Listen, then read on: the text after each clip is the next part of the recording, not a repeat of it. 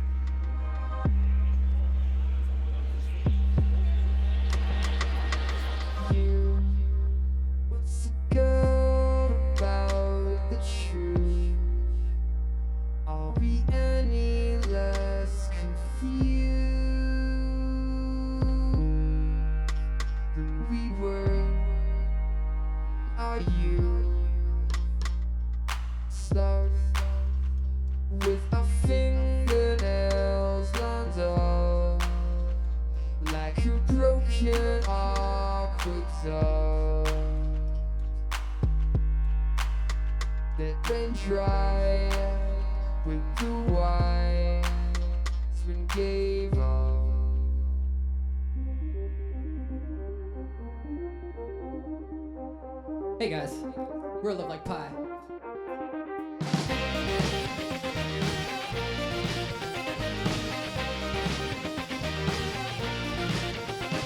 Something new was clear to me when I laid in the dark. I may know life's great mysteries, but I don't know my heart. Foolish boy, oi, tell me what you pick. Something new was clear to me when I laid in the dark. I may know life's great mysteries, but I don't know my heart. Foolish boy, oi, tell me what you become.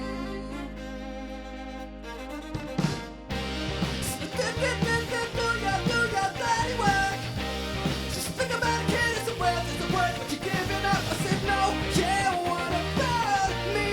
What about me? What about me? What about me? We make shit through sail the seas, glass to see the skies. How can we be wise? This is just the strangers to our hearts. A foolish boy, oi, tell me what you become.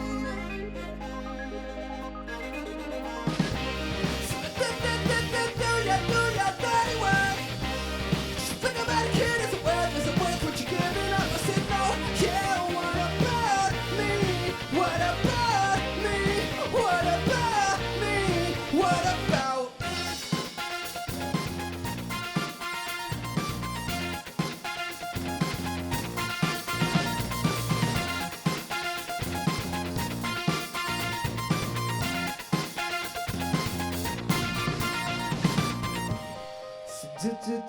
Do your dirty work.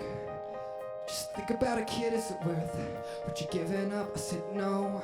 What about me? What about me? What about me? What about me? Do your dirty work. Just think about a kid, is it worth what you're giving up? I said no. Yeah, what about me? What about me? What about me? Oh.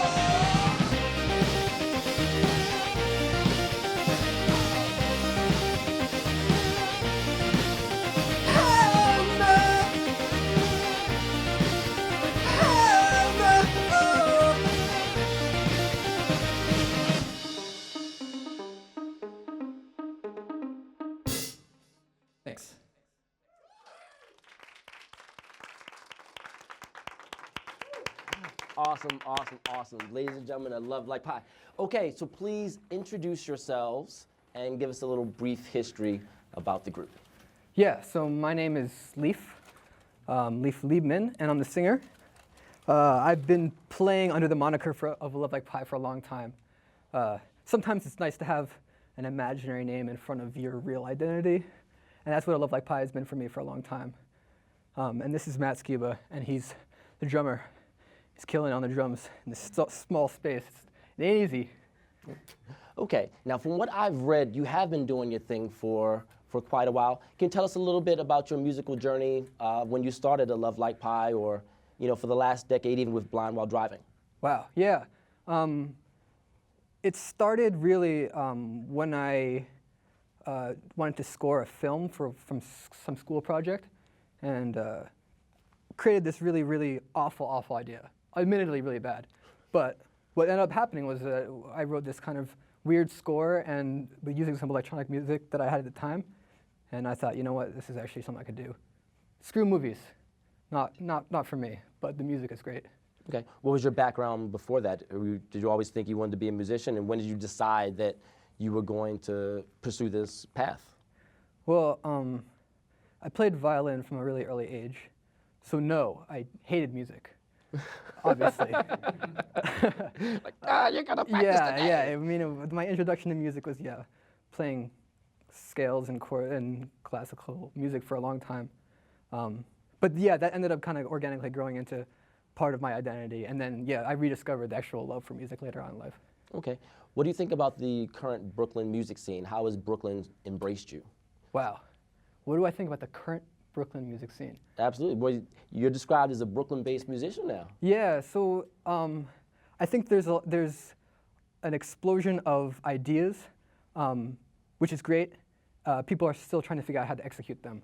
And I think that's a good place for music. I think the struggles of people trying to kind of see their dreams or their visualizations of what music should be and kind of failing in the attempt, that's how all great music is made. So I think the ideas are lofty, and I think that's really important. Okay, well, you said failing in the attempt, but right now you seem to be striking some wins. Oh yeah, striking some wins. Yeah, but internally you're always failing, unless you're fooling yourself. So, yeah. Well, you can raise your hand. I fool myself every. I fail. I fool myself every single day. Maybe I'm that's a little totally too in doubt. transparent for the first introduction, but yeah. Okay, so can you tell us what was the name of the first song that you played, and what's the name of the next jam? Yeah, the song we just played, it's called Dirty Work, and this second song is called Sorry 2.0. Sorry 2.0. And what's the theme that we're looking for behind this song? For Sorry 2.0? Yeah. It's a song about abstinence. Yeah. Take it away.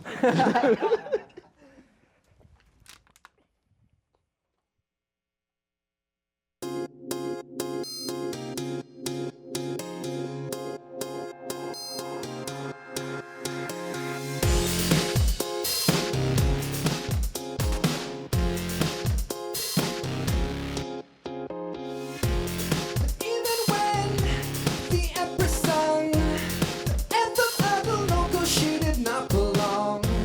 So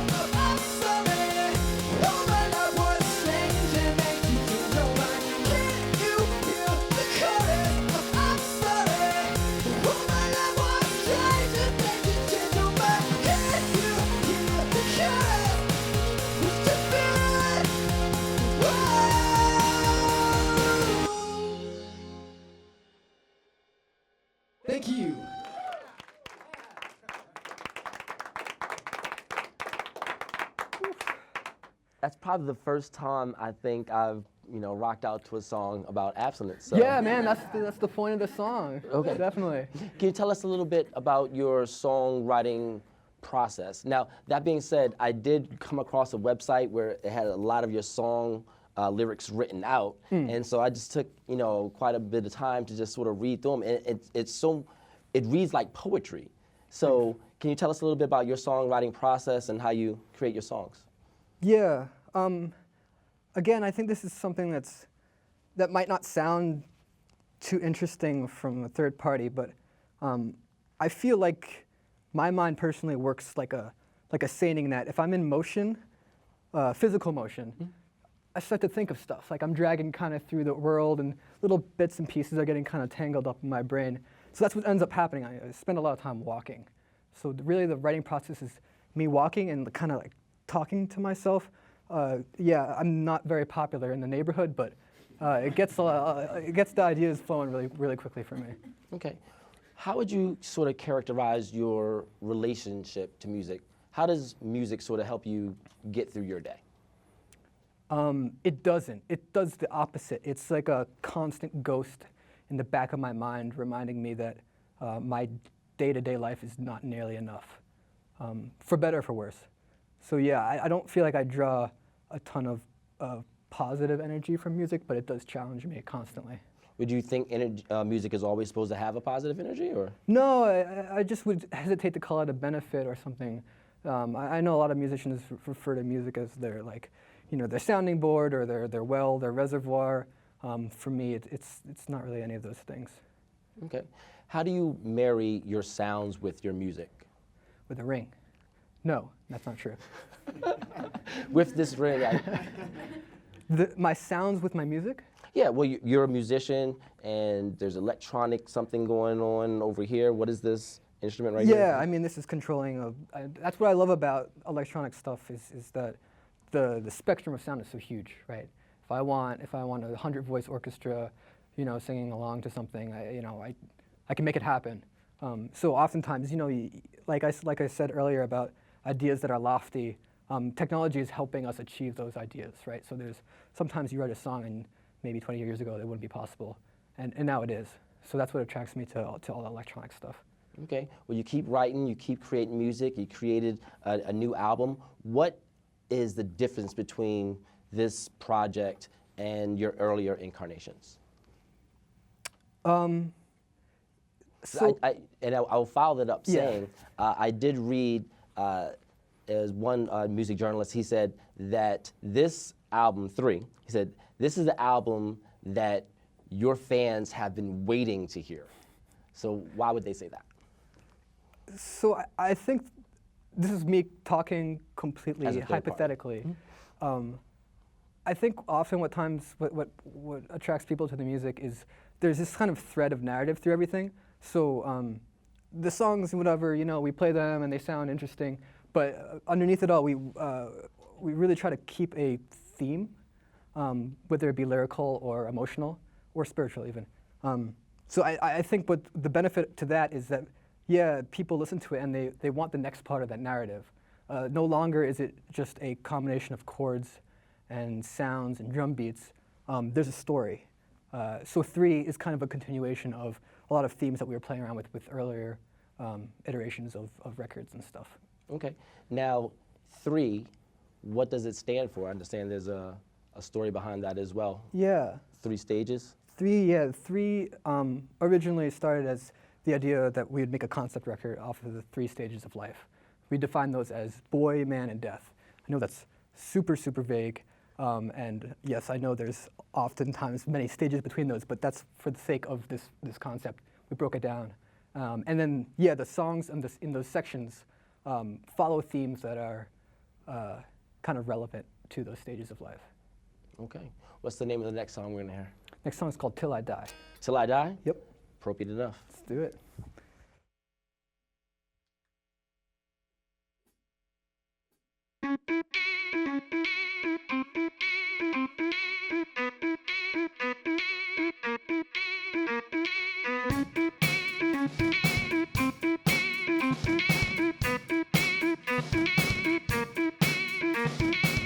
Point 415-926-53589. I said, tell your friends to get it right. I said, tell your friends to get it right. It's like one part truth and one part credit. One part just hit the ground running. I'm just trying to get it right. I said, I'm just trying to get it right. Oh, oh, oh. If you can't be that stone, then you never change.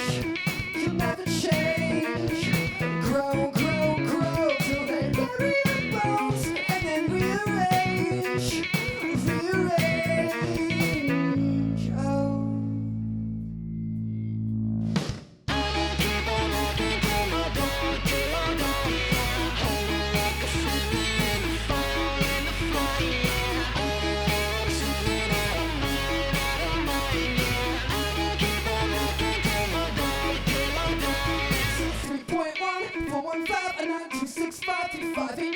Tell your friends to get it right. I said, tell your friends to get it right.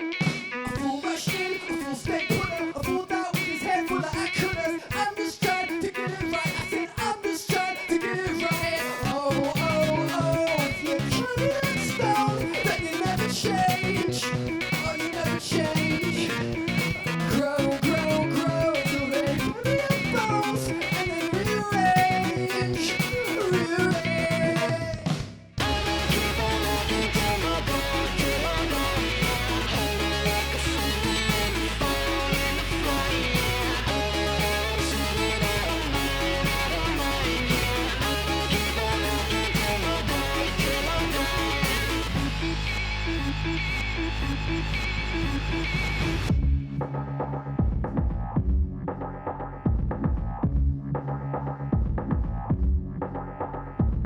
I'ma keep on rocking till I die. Yeah, but I'm in trouble, but I'm fine. Yeah, am I running out of time? Yeah, I'ma keep on rocking till I die. Me shacking up and going high in the fire. Yeah, know the flames are getting high. Yeah, and I was singing out of night, yeah.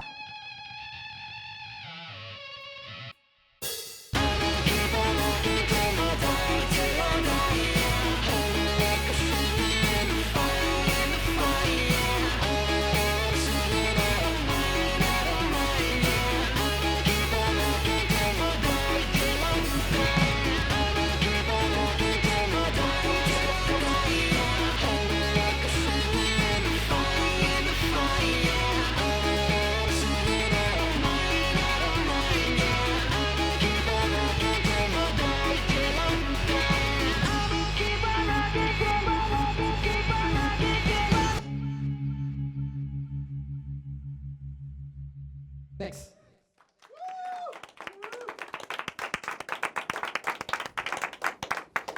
Yeah, I was going to tell you a while ago your shoelace was undone, but I figured we'd get around to safety that. first. Absolutely. So can you tell us a little bit about your experience on tour? You've been around for a while, as we said at this point, been on a few different tours. And as you travel around the nation, you know, spreading your music, what have you sort of learned as you share this with other people? Tour lessons. One, buy a van that can function for longer than maybe 4 or 5 hours at a time. Rule number one. Rule number one. Yeah. We had this conversion van, and in order to keep the engine from overheating, we would have to blast the heat, so the heat would blow off of the engine. So that works for a certain amount of time, but if you're cruising through New Mexico in July, you got the heat blasting. Yeah, that's not a good situation to be in. So yeah, rule number one. I'm assuming you want less practical and more emotional and spiritual rules. No, whatever you would like to share. I want to know the craziest moment that you've ever had on tour as well. Craziest moments. I mean, there's a lot of stuff that happens on tour that has novelty. One thing stands out to me. In my head was this show that we played in Montana, in the middle of nowhere. We showed up. It was like a VFW hall. No one was there. We set up our instruments, and we were resigned to play this empty hall. We've just kind of like steeled ourselves emotionally. We said, okay, we're going to do this. We're going to play for no one for half an hour, and then we're going to pack up and go to the next city. Probably about 2 minutes before we played, maybe 75, 100 kids come through the door. as we're playing, another 100 kids come through the door. This is literally in the middle of nowhere.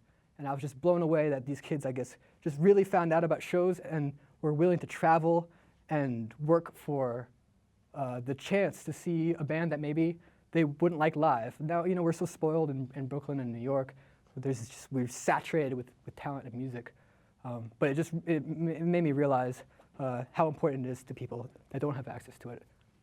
Okay, that was a very profound story. I was like, we're just so spoiled here in Brooklyn. It's true, man, it's true. Okay, well, that being said, you know, how do you feel that the level of artists and the capacity for Brooklyn and the, I wouldn't say necessarily saturation, but just the amount of diversity and the amount of artists in Brooklyn, how does that sort of affect you? Better, worse? Yeah, it's difficult to put a value on it. I appreciate being surrounded by music, and I appreciate being able to talk about music in an intimate way. So that's not always the case if not everyone's playing music, right? If there's not a lot of musicians to talk about music with, ideas kind of stagnate in your head, and that's not a good place for them to live. They need to be explored and expressed. So that's great. I like that there's a community and the ability to exchange ideas. You know, I find a lot of times in Brooklyn that music, in a lot of ways, a lot of bands sometimes just cross a lot of different genres as well. They aren't necessarily the band they were 2-3 years ago after coming to Brooklyn from wherever they're from. I also read that people describe your sound as an international sort of sound. You know, you're described as a Brooklyn-based band now, but you know, how would you describe your sound, and who do you think it appeals to? Yeah, I think a lot of what's spawning that kind of discussion about the music is certain songs that I write that are reflective of like places I've traveled to. So we have a few tracks that are almost on the nose, a little too on the nose, but almost it really reflects, you know, things culturally that I find that are interesting to me, or sounds, you know, that we might not experience in New York.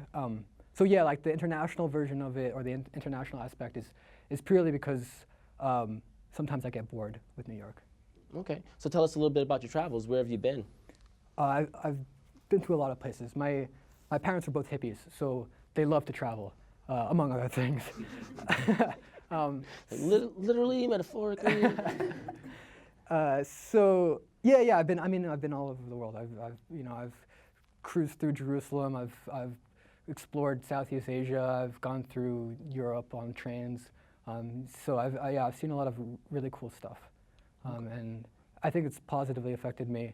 I think it's negative because I can't talk about it without sounding like a complete jerk. Hippie? Yeah, or hippie. Yeah, or hippie. No, I don't. But yeah, I mean, like the experience I had from a super young age was super valuable to me. Okay. Do you think that you would like to keep bringing your music to all parts of the world? Do you want to keep traveling, or do you enjoy being on tour, or do you enjoy being at home and sort of rocking locally and being in the studio? I think it's a mixture of both. I definitely love writing, and writing is hard to do when you're traveling. Again, the motion is helpful to me. So walking through a city that I don't know is just, I mean, it's like a kid in a candy store. Like I get bombarded by all these things and these I guess these characteristics and colors and shapes and sounds that I normally wouldn't see. So that's great. But yeah, I think it's a mixture of both. I think there's something really calming and beautiful about having a little studio in New York and then being able to venture out when you get the itch. You know, I'm just sort of picturing you just traveling around, and just sort of soaking everything up. It doesn't look that cool. I'm not like this. I'm more like kind of shuffling, and people are moving out of my way because they think I'm crazy. But yeah, something like that. Okay. Now, what's the name of the next song that you're? The next song is called "Those Days Are Gone." Okay. What were you thinking when you wrote this song? I thought, can I get away with a patois? And this is my experiment in that thought. Okay. Yeah. Well, we're going to be the judge, and we're going to see if you get away with it. Sounds good.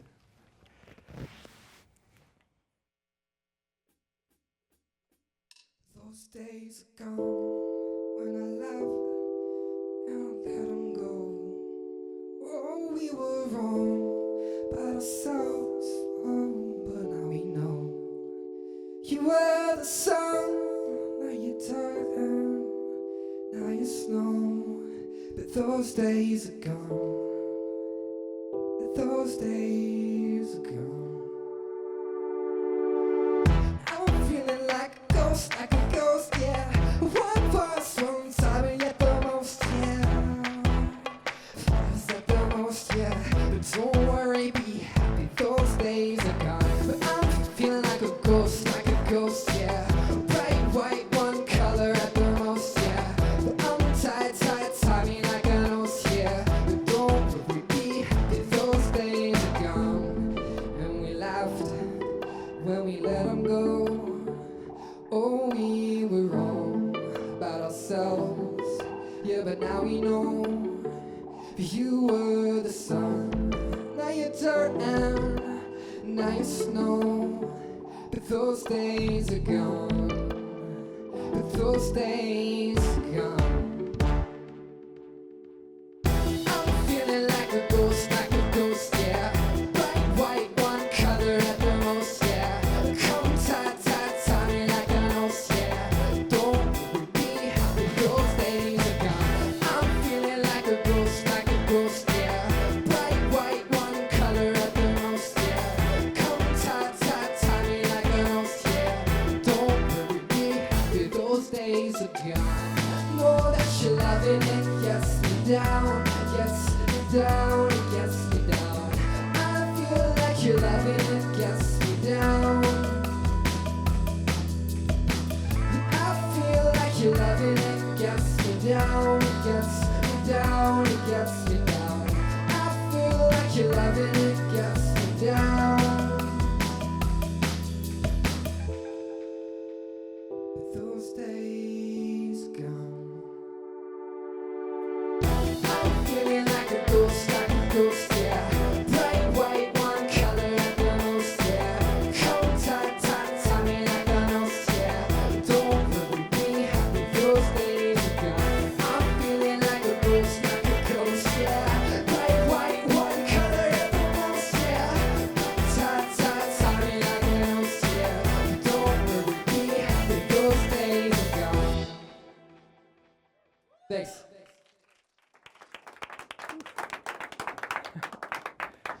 You know, I'm definitely sensing a theme to a lot of your music and in general just feel. To change note on that,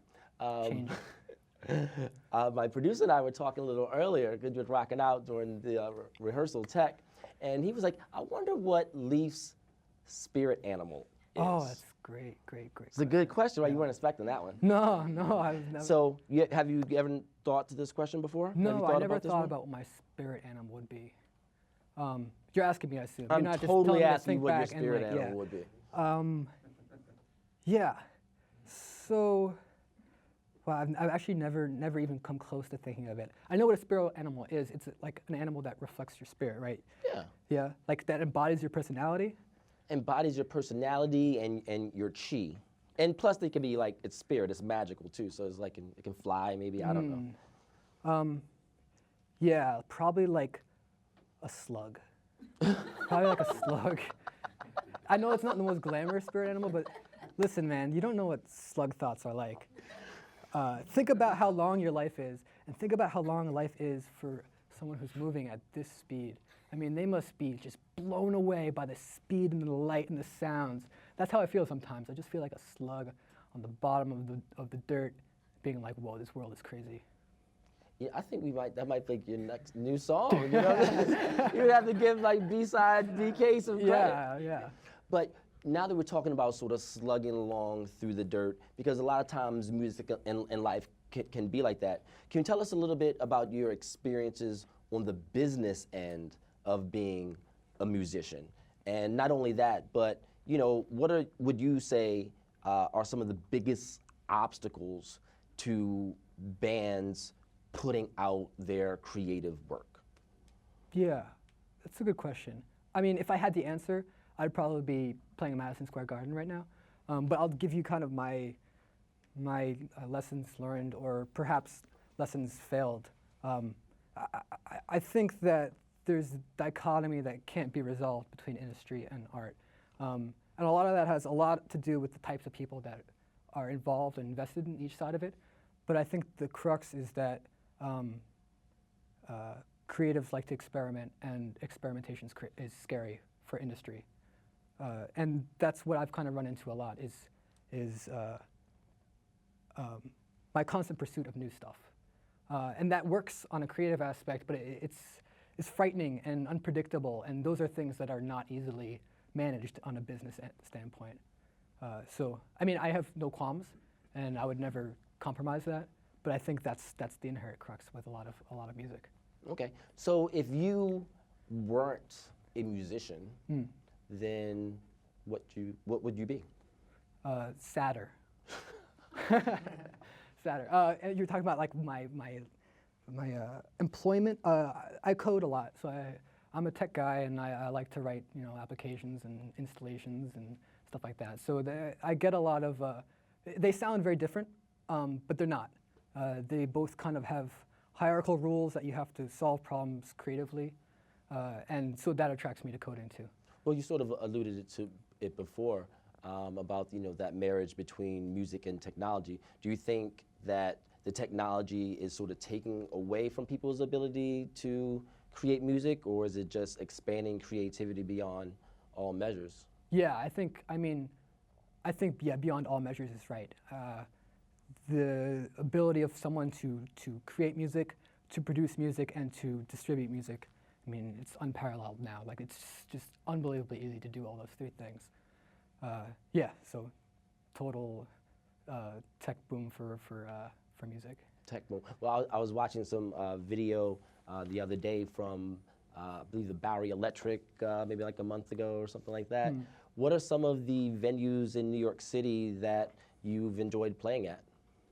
Yeah, I mean, what are some venues that I haven't I really was going to ask you what are the venues that you didn't enjoy playing. Yeah, but then I sure. said maybe I shouldn't ask that one. We play a lot. We play a lot, and over the course of 6 years, I've played a ton of venues. So I mean, I can't answer that question easily or without taking up a bunch of time, and it's kind of a boring answer if I list all of them. But well, what I'm saying is, what are some of the venues in New York City where you think you've had an exceptional show? That's good. That's great. We played for a Halloween show. We played a Ricky's, the store Ricky's. They cleared out all of the shelves and stuff, and we played the floor of the Ricky's, and it was sick. It was sick. It was such a sick show, and it made me think that perhaps the formality of a stage and a venue detracts from the magic a little bit. I mean, you know what to expect when you walk into a place like Madison Square Garden, but if you walk into a Ricky's, like you're not expecting that much. No offense to Ricky's. Ricky's products are all incredible and great, but yeah, it was a really unique dynamic, and I loved it. I think that's the show that stands out the most in New York. Ricky's, yeah, man. Hashtag Ricky's. Hashtag Ricky's, hashtag rock on, yeah. Do you find that people who, when they hear your sound, expect to maybe come to the show and expect something different, or do you find that your sound sort of is represented in what you see on stage? Because the first time I came to your music was through a music video. And so there was a lot of things going on. It was ethereal, it was hard, the beat came in, and it was beautiful. But then when I saw you guys on stage, I was like, okay, that's not even what I was picturing. Definitely less beautiful. Definitely less beautiful. Oh, no, the art, whoever you're working with for your videos are great. Yeah, so like you strike on something that's a challenge for us. We experiment. Every song it's really its own individual effort. We put a lot of work into the story, the music, the art, the video. Yeah, all the stuff that kind of encompasses the idea of the song, and they're quite different from one another. So yeah, sometimes people come to us from finding a song, and it's not necessarily reflective of the body of work as a whole. It's our really focused energy trying to accomplish a specific sound and kind of emotional spectrum. So yeah, oftentimes people are like, hey man, like you rocked a lot harder than I thought you would be. Or the alternative is like, I wish you guys like just, chilled out a little bit. I like the chill stuff, so yeah. Okay, I didn't mention this earlier, but I think it every time you start playing. You have a beautiful voice. You have a really beautiful voice. So how do you maintain that? Like eggs and rice, like that's basically all I eat. No, You got to explain that. it's not. It's deflection more than anything else. The singing came almost like by accident. I mean, you know, when you write songs, you want to sing to them, and the extension of whatever melody is going on in my head is my vocals, right? So I never considered myself a singer. It's almost by necessity that it had to happen. Okay. What's the name of the next song?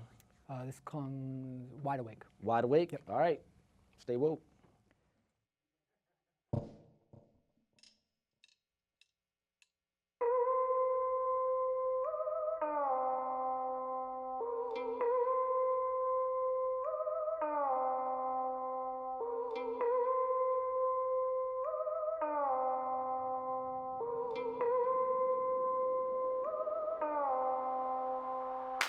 Wide awake, fast asleep. All I am is a song I sing consistently.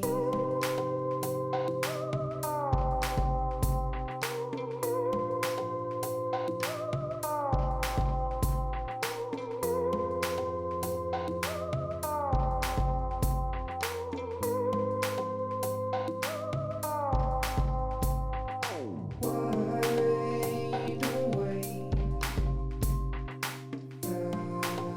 fast asleep. All I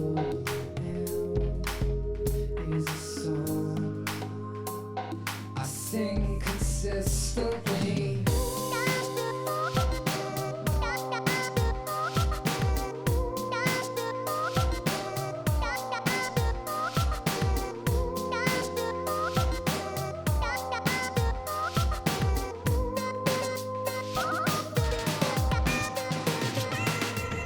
When I left myself, I saw the Milky Way with a star at the end of an arm I know is throwing us away. There's no holy war fought over the souls of the devils and the gods. Have they forgotten we existed long ago?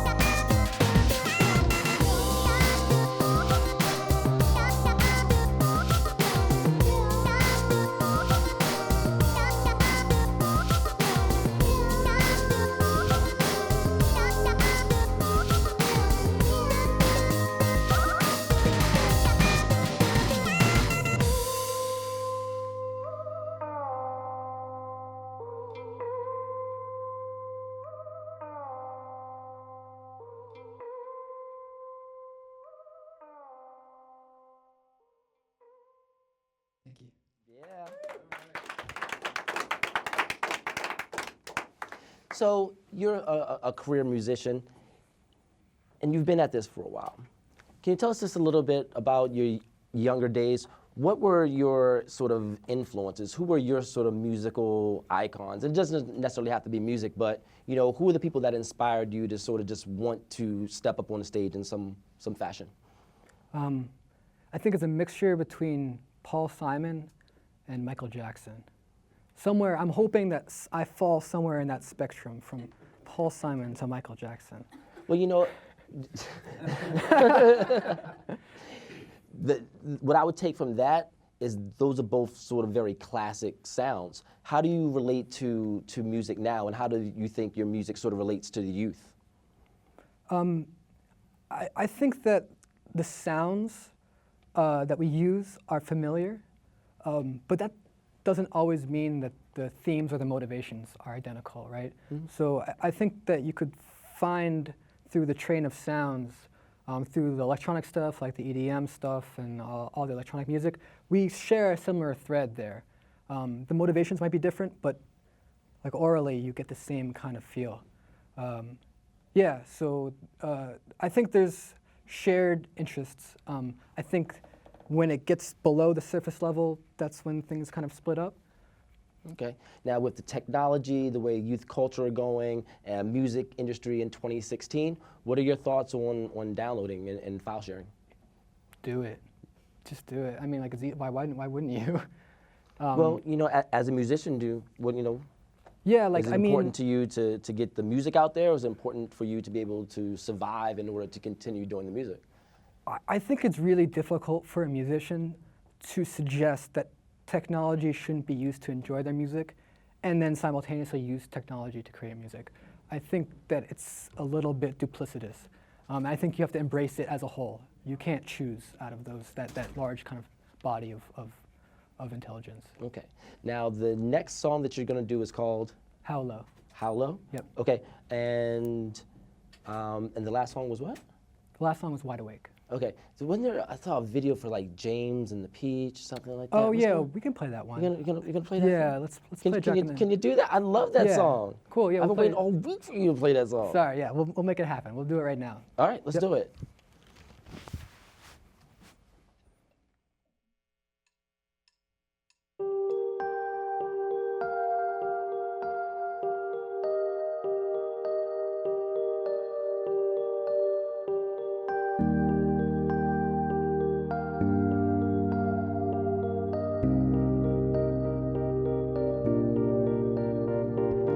Oh my God, you used to know where you were going, but you forgot. Oh my brave little adventurer, it seems you've lost your way. It's okay.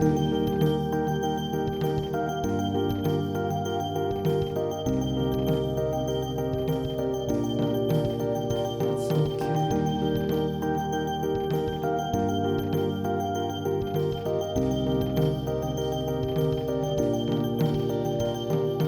Oh, the choice to be Jack or be the giant when we were boys. But we became the skeptic villagers. We no longer play those silly games. What a shame.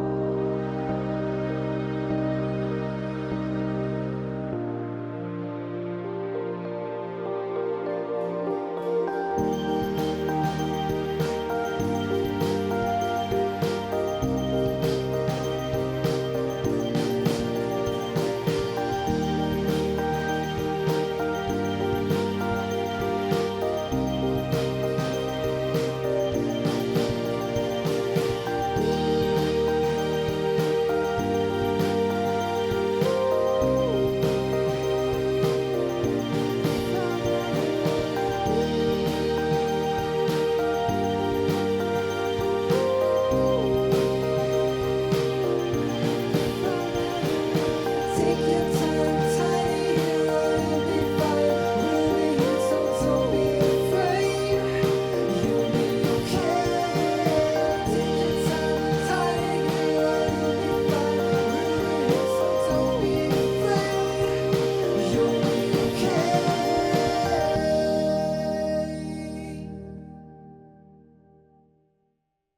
Thanks.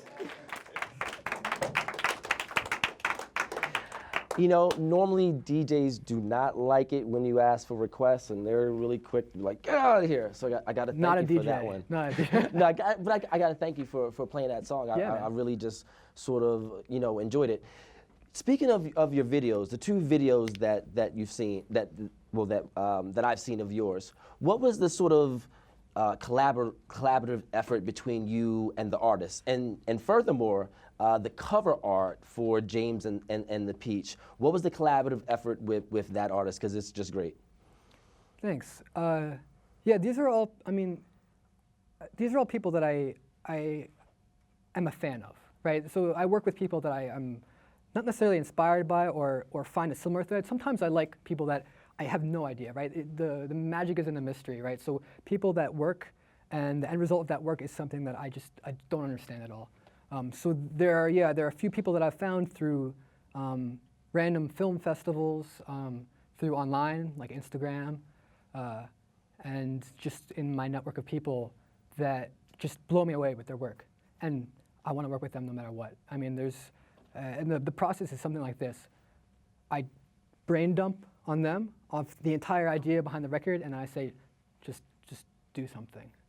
I'm pretty hands off. When someone inspires me and someone's like blows me away with their creativity, like it's just hands off, man. Like, you know, I wouldn't want to be managed either. So it's a collaborative only as far as the ideas are shared. Everything else is very natural. Okay. You know, even in the intro, we were talking about how, you know, your sound is sort of digital and futuristic, but at the same time sort of organic and warm. But I do have to say, after talking to them, you know, that I can say that about you, right? I'm digital, yeah. You're digital. You said, you know, the code thing, and so I just sort of get the organicness of the music as well, even as I appreciate the artistry and the technicality behind it. For people that want to check you out, how can people sort of find you on the interwebs? Do you have any upcoming shows that people can tune into? And do you have any projects maybe that you might want to tell us about that you're working on? How can people sort of continue their dialogue with you and your music? Yeah, we have a bunch of stuff coming up that we're working on. I mean, constantly, there's just almost a depressing amount of stuff that I want to get to. It's a lot for a slug, you know? It's a lot for a slug, that's what I'm saying. That's why it's my spirit animal. Yeah, we're working on a project, we're working on a new video, 2 new videos. One's animated, one's real. And we're working on an interactive web piece. This is something that we've done for our last release. We created a kind of storybook atmosphere where people could interact with some art related to the EP. And we're doing something like that also for the full record. Hold on, so repeat that one more time. You said the interactive art. Yeah, so it's like it's a site. So you go to you can check it out at lovelikepie.com. And what it is, it's art inspired by the previous EP, Jack and the Giant. In this art, you can kind of navigate through. So you can click on something and it'll show something. And a lot of it is stuff like, you know, where our shows are and lyrics and things like that. But it was fun to make. So it's also one of those kind of collaborations between the code aspect and the artistic side of the music. Awesome. Well, I just want to, you know, thank you once again for just rocking out. But if you were going to talk to your, you know, past self, if you could go back to a young Leaf 15 years ago and say, you know, give yourself a bit of advice about how to sort of tackle this music industry, profession, lifestyle, what would be your advice to young Leaf? Young Leaf, say, come here, child. Yeah, like buy bitcoins, I guess. I would tell him, because then you don't need to worry about anything. Okay. Hey, you know what? That works, right? Talk to a young Aaron too. So the name of the song that you're going to go out with This is How Low. How Low? Yep. All right, Last take song. it away.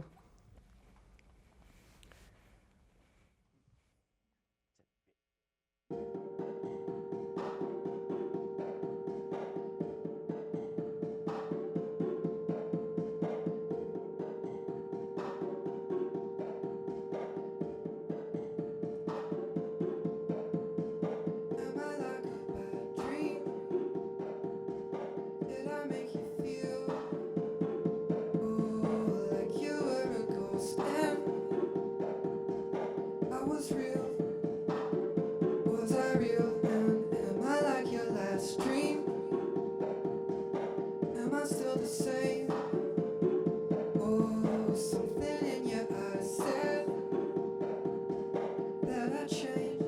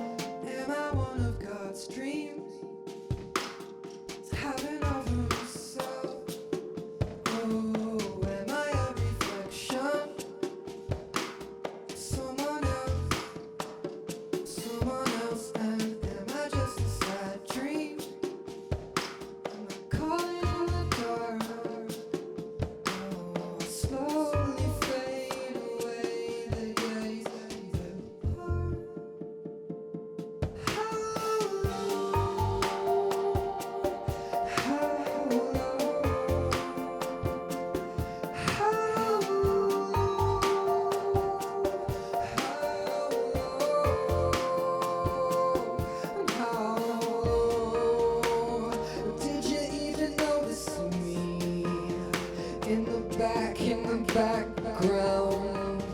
Are you missing me so easily? How low? How low? How low? How low?